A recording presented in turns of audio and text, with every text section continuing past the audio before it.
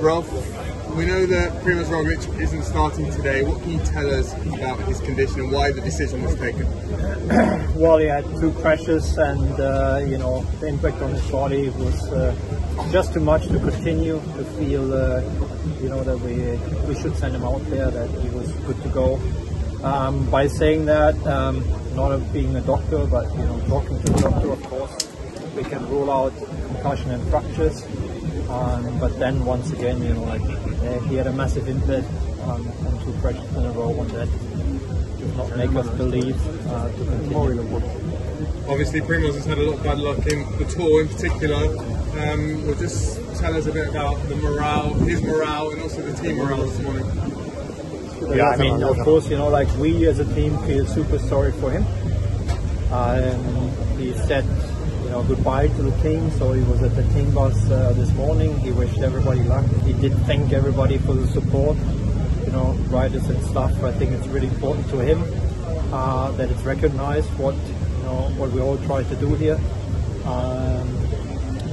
And now the team, yeah, needs to find new goals. I mean, you know, from us, like we had our team meeting now, and of course, with not knowing if he would start or not, firsthand, like we need to redefine ourselves.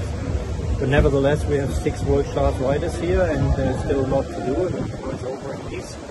So, you know, like today's wind, today's a chance of a breakaway. Tomorrow is a mountain stage, which maybe isn't controlled all the time. So we have to reset, because I think out of respect for the race, out of respect for all these guys in the bus, also spent probably like 10 weeks away from home with altitude and preparation. We should not give up on that and define your goals. Rolf, how do you reflect on the last 12 days and everything the team did accomplish with Primoz in this new adventure? You know, I think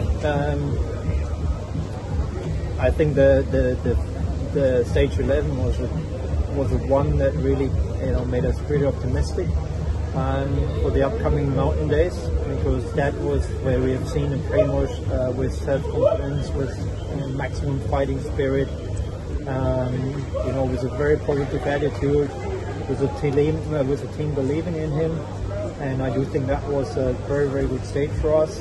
And the other stages, you know, like we approach it pretty conservative. Everybody has seen that, just to get through it. So when we're about to kick off the tour, ready to go, unfortunately the tour ended for Primoz. Does he have more bad luck than others? It seems like he's unfortunate in many cases. It seems he really is followed by bad luck. But what is impressive about him, he always, you know, fights back. Yeah. So, you know, there are people think that, oh, bad luck, and it really, you know, brings them down. The Primoz that I, you know, have seen from outside, and the Primoz that I've, you know, start to get to know is a super strong fighter. You know, like if you think back, like his first career as a ski jumper, he even changes the sport, goes to another sport, and he's still world class and achieves things that hardly a handful of riders ever achieved in his career. Do you know the circumstances of the crash? There was some comments that perhaps it wasn't signposted properly. The traffic island there. Yeah, well, I mean, obviously, I think, you know, like Rodchenko crashed, you know, but he did not run frontally into it, so he was already on the good side, and then he crashed over. Our guys were on the other side, and then, you know, people make a move and take out his front wheel, and that's what it is. But yeah, it's like we know the road conditions. We know, like, for everybody, for organizers, for riders, it's getting harder and harder to find a proper race course and to race on it, and now it hit us, but it shouldn't become a blame game now. Was there one traffic island too many, or one too few, or one not signaled? I think they all do their best. This time it did hit us, not nice. Of course, for the future, you know, how is road cycling going if we have more traffic islands, more central reservations, more speed bumps, but there's nothing we can answer today. This is obviously early still, but do you think that probably still less motivation to come back and fight for the Tour?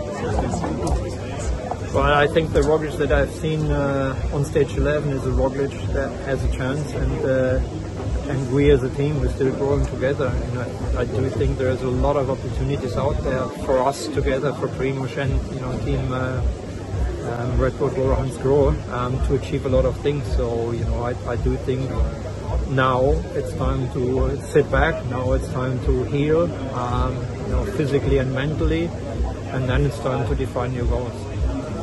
Thank you. Thank you, guys.